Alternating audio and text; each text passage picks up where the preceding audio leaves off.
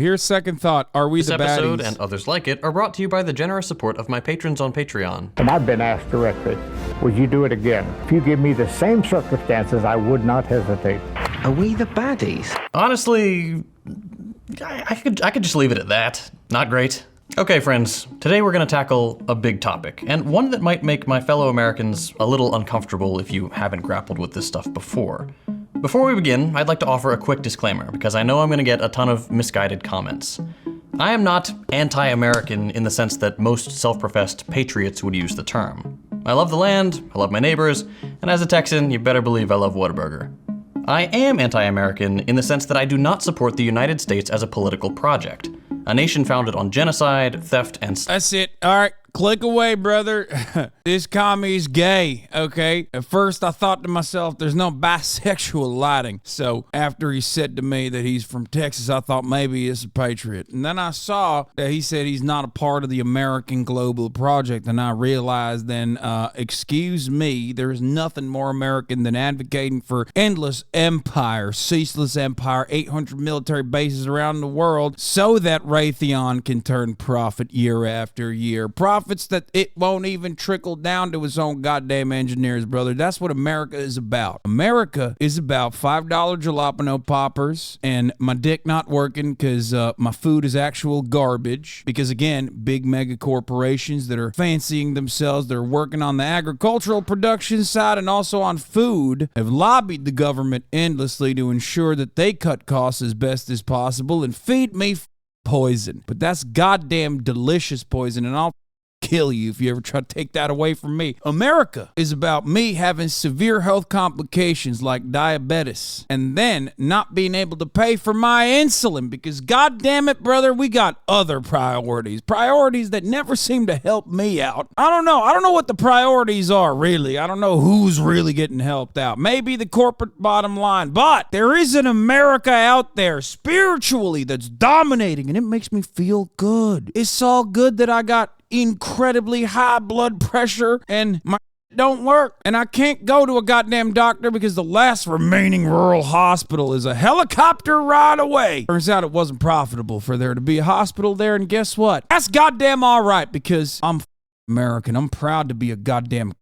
That's what being a patriot's all about, because I can have a gun, and I can purchase that gun at Walmart, and I can have my 10-year-old play with that gun at home because I don't need a lock and key. And when that 10-year-old learns the hard way guns are really like, maybe he shoots his sister in the face, but guess what? Didn't like her that much anyway. Her vibes were... And sure, I shot my dick off too one time, but that's all right. I don't need it anyway. The poison I've consumed has already destroyed my penis before I shot myself in the penis to begin with. So, didn't make much use of it regardless, but god damn it, that's what being an American is about. All right, let's get back to this gay comment now. Slavery has no right to exist, and certainly has no right to act as an occupying force all over the world, dictate trade agreements, fund proxy wars and death squads, foment coups, and generally act as a barrier to self-determination and genuine freedom. When people say things like, "You're not patriotic," I find it a little disingenuous, because what could be more patriotic than recognizing your country's flaws and working to build a better society? Anyway, this is a massive topic. There's no way I can even mention all the crimes the US has committed, so I'm gonna leave a bunch of resources in the description if you'd like to learn more. We'll start at the beginning, with the genocide of the Native Americans. When Europeans first laid eyes on what they called the New World... You mean the general lie, brother? World, it's estimated there were around 15 million indigenous people living in North America. By the end of the 19th century, there were just 200,000. 14.8 million people were killed by these foreign invaders who, without any sense of self-awareness, considered the native population savages. Perhaps the most infamous period of the genocide is known today as the Trail of Tears, which lasted from 1830 to 1840. Excuse me, that seems quite a bit like a peaceful transfer of a indigenous population. Yeah, sure, a lot of people died in the process, but like, the ultimate goals are like, they're away from the conflict, right? Why did the conflict begin? Well, let's not talk about that too much. What you have to remember is the white civilizing force there, peacefully, Trail of Tears, tears of joy, brother.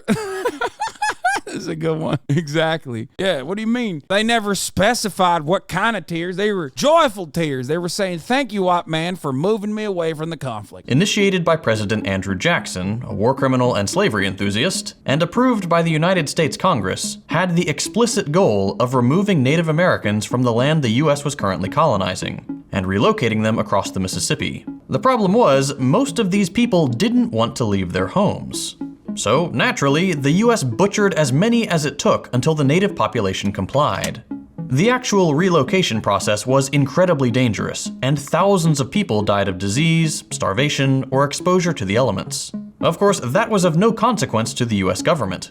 They had achieved their goal. Vast new swaths of land to colonize and turn into farmland to be worked by an army of slaves. In the 247 years since its inception, the US has been at war for all but 17 of them. The country sees itself as the world police, the shining city on a hill that has the moral responsibility to enforce our conception of society on everyone else. This country talks a big game about the importance. Okay, I don't think he understands. Okay, I don't think Second Thought understands that our conception of how society should be designed just simply always ends up benefiting our bottom line. And not even like the American bottom line across the board, but the bottom line of like American corporations and corporate owners. And it just happens to be that way every time. What are the odds, guys? It just happens to work that way. And we're not haphazardly slapping that sticker on as a idiotic justification. You know what I mean? The United States has never once embodied those values. One early example is the Philippine-American War.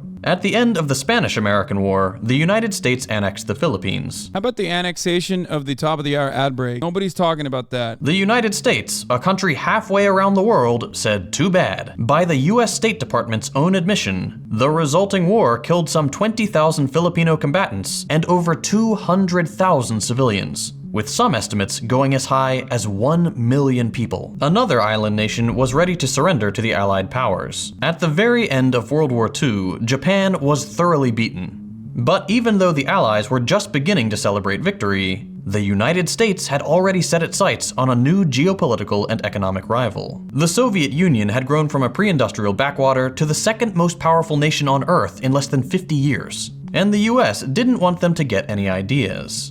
So on the 6th and 9th of August 1945, the United States dropped nuclear bombs on the Japanese cities of Hiroshima and Nagasaki, vaporizing over 200,000 civilians.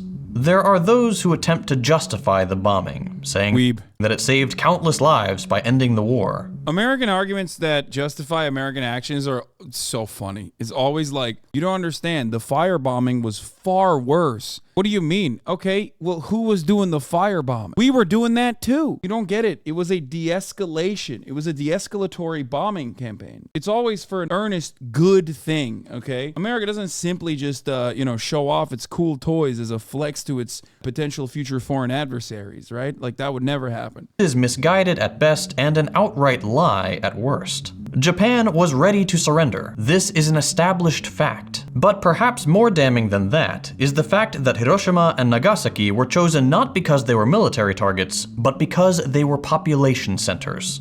And what better way to scare a geopolitical rival than to say, we're willing to kill this many civilians in an instant to get what we want?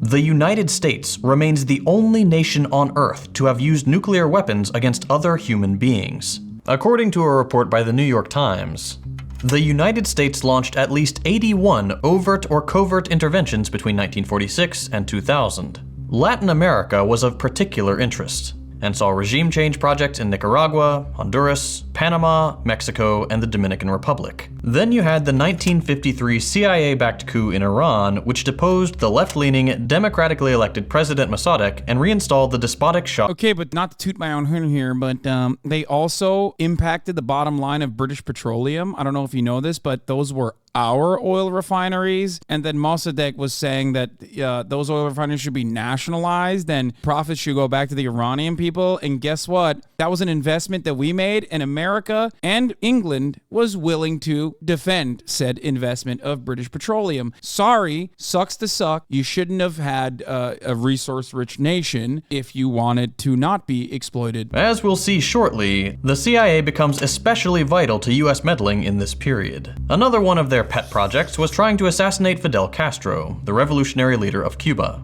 They made at least 668 attempts to eliminate the beloved leader, trying everything from poison to gunmen to Looney Tunes-style exploding cigars. Despite the CIA's best efforts, Castro lived a long, healthy life, finally passing away in 2016. Perhaps the most infamous US intervention of the era was the 1973 coup in Chile.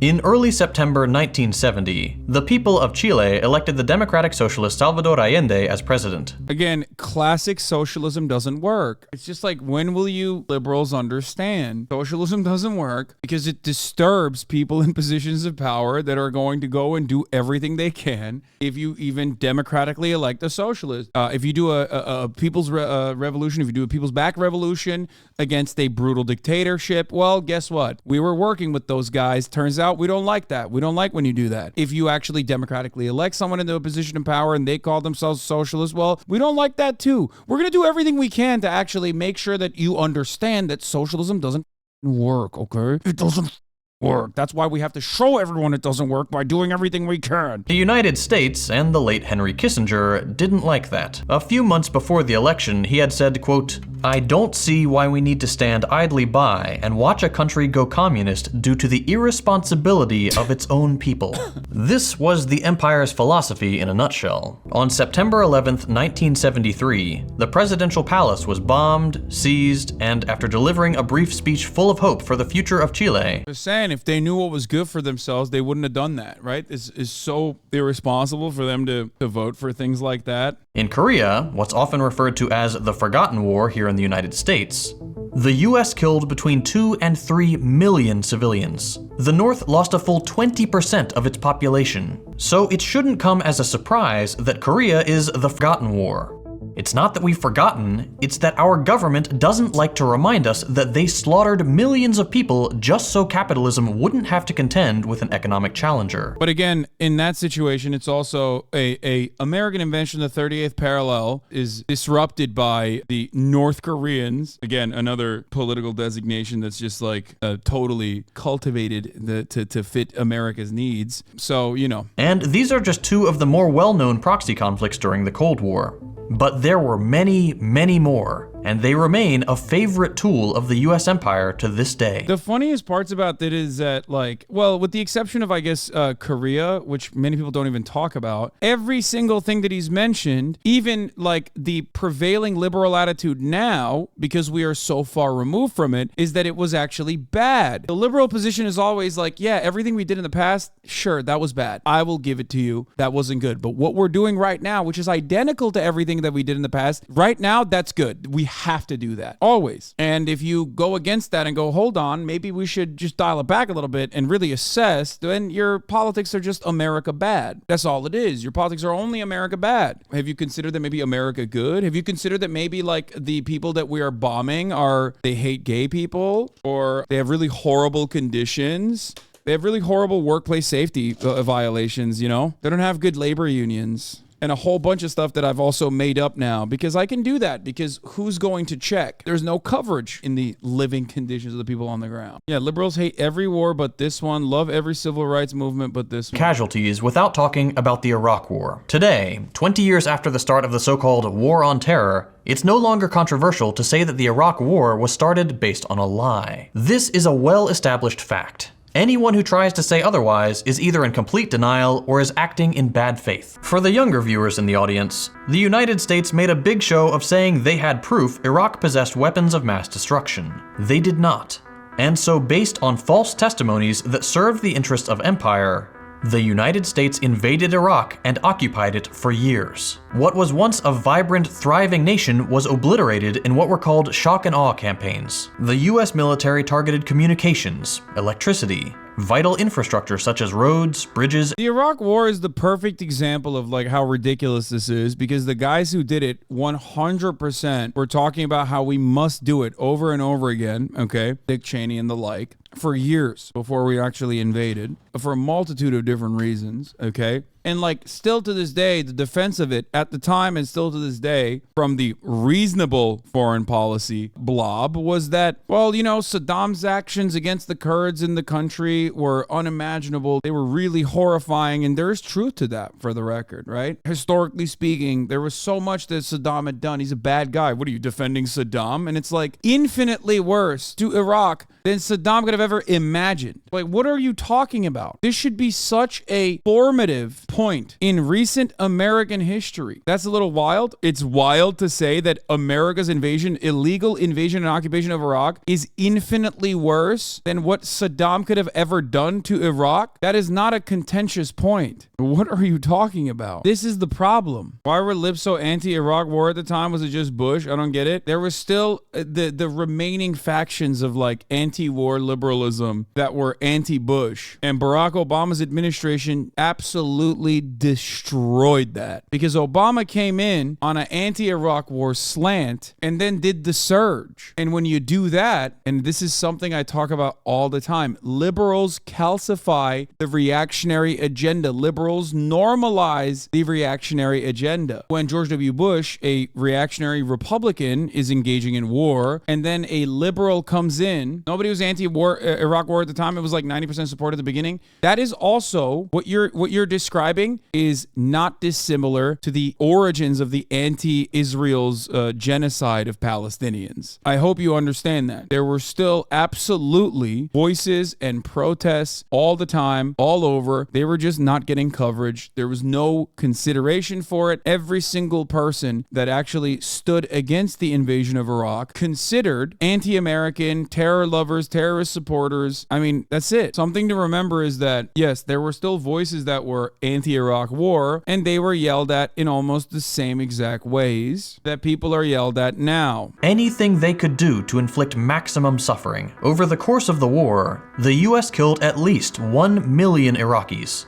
But beyond the evil of starting the war under false pretenses was the even more unspeakable evil of Abu Ghraib. This secret prison was operated by US personnel who engaged in torture, sexual assault, and other war crimes. I can't even show the unblurred images here, but I'm sure you recognize. This is like the most recognizable one. Recognize some of them just from the silhouette. That's how infamous this prison was. Over the last few months, the Israeli occupation has drastically ramped up its genocide of the Palestinian people, using a surprise attack by the Palestinian resistance as justification. To be clear, this violence did not start on October 7th. The Palestinian people have been subjected to brutal colonial cruelty for the past 75 years. It's not a complex issue. If you don't feel confident enough to take a position yet, that's perfectly fine. I would just ask that you educate yourself on the subject, because this is one of those issues where people decades from now will look back and say, how did decent people watch this happen and do nothing? Israel is a client state of the US. It serves as a vital geopolitical foothold in the region. That's literally the only reason the US cares about Israel, regardless of how elected officials try to sell it. Don't believe me?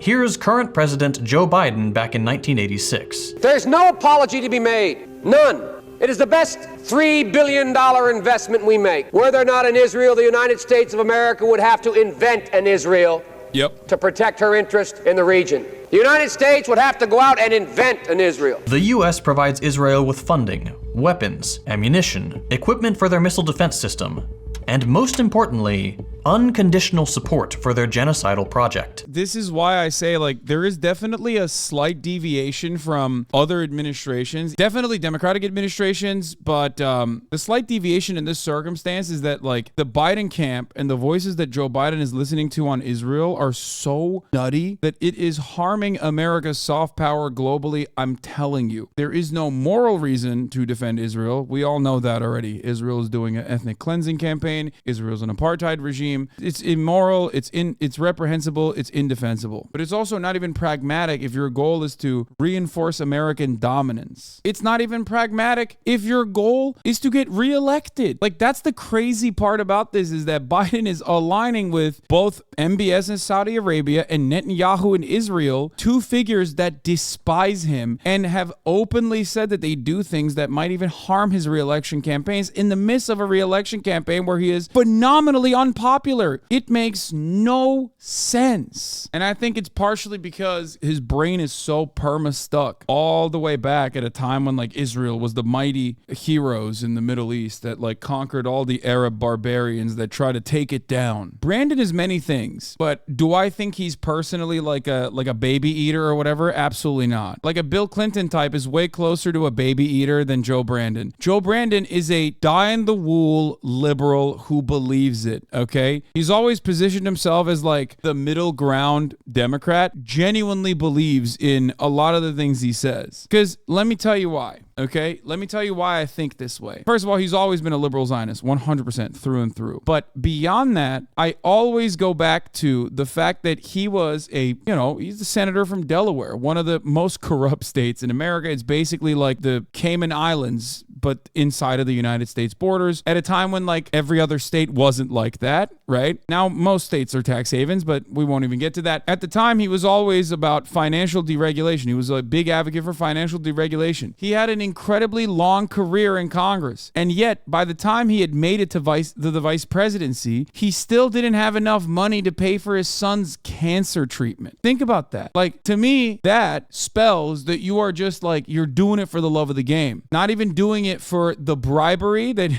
not even doing it because you can make out like a bandit, get some cushy consulting gigs or whatever. Just straight up love of the game, okay? You want the power for the sake of power, but you also personally love like the idea of neoliberalism being controlled by the Democratic Party. Elected officials are very nearly unanimous in their defense of the apartheid regime, including one-time progressive champion Bernie Sanders. I gotta pee. US media uncritically repeats Israeli propaganda 24/7, despite all of it being debunked, including by intergovernmental bodies like the UN and humanitarian groups like Doctors Without Borders. Just a few weeks ago, the UN voted on a resolution to demand an immediate ceasefire. Of the 193 member states, only 10 voted against the resolution. Among them, the United States. Many people, myself included, believe that this unconscionable backing of the most explicit genocide in modern history will be the nail in the coffin of US legitimacy abroad. No country on earth beyond our Western European vassals will ever again believe a word the US says about freedom, democracy, human rights, or self-determination.